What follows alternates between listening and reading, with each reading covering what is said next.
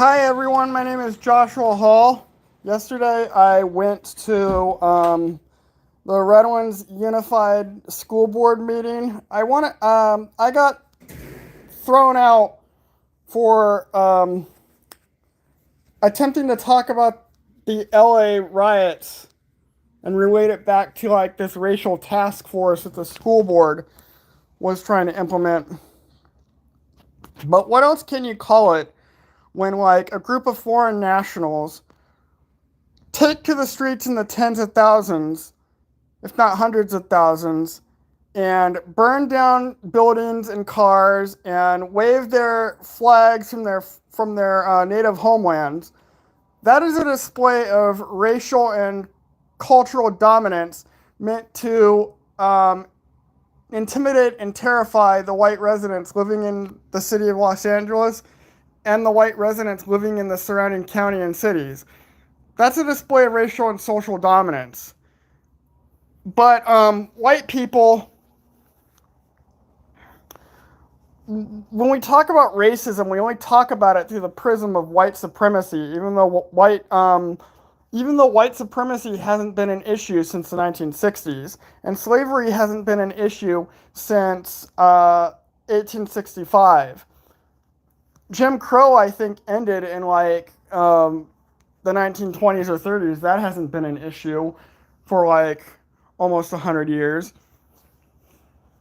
But we always talk about it. We always talk about racism through the prism of white supremacy, is which hasn't been an issue for like since the 60s. White people are the most oppressed group in the modern age. In an era when like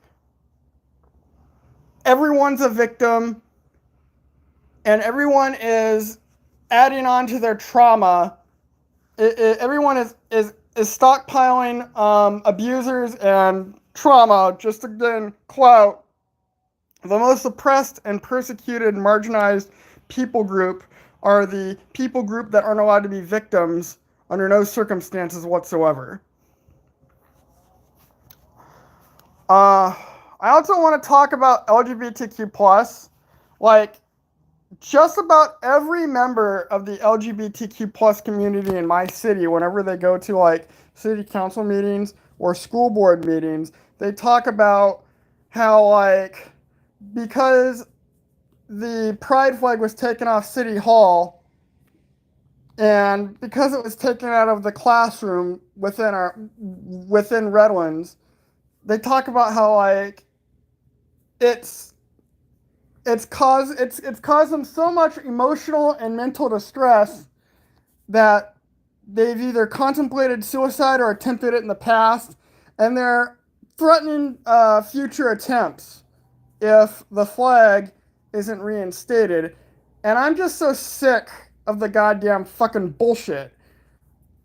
I think most of them are like trying to get victim clout and trying to maintain power over us by guilt tripping us into bowing down to their demands.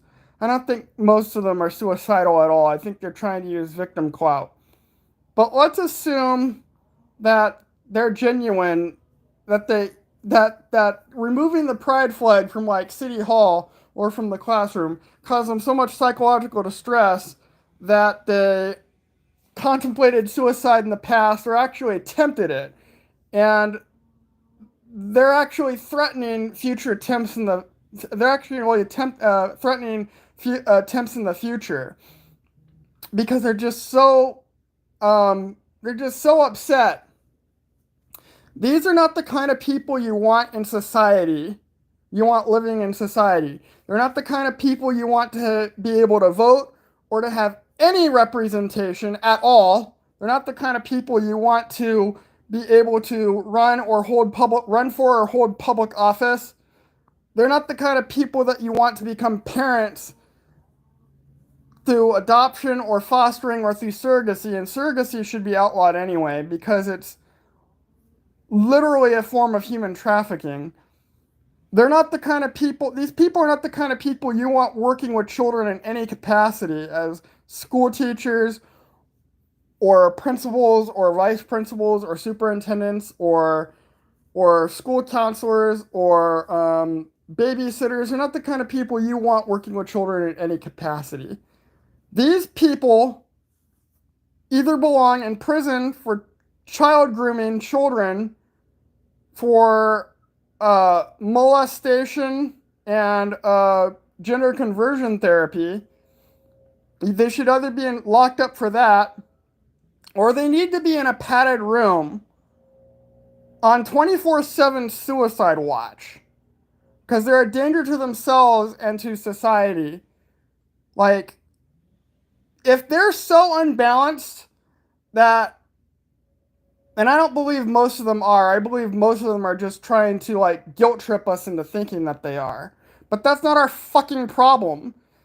But like I said, if they're so unbalanced that the removal of their pride flag, which is dedicated to their sexual debauchery, if they're so unbalanced that it causes them psychological distress where they feel like they have to end their lives, then they need to be locked up in a padded room and put on permanent suicide watch. I actually kind of think society would be better if a lot of them committed suicide en masse. Like, we wouldn't have to deal with their bullshit anymore. I'm just so sick of their bullshit.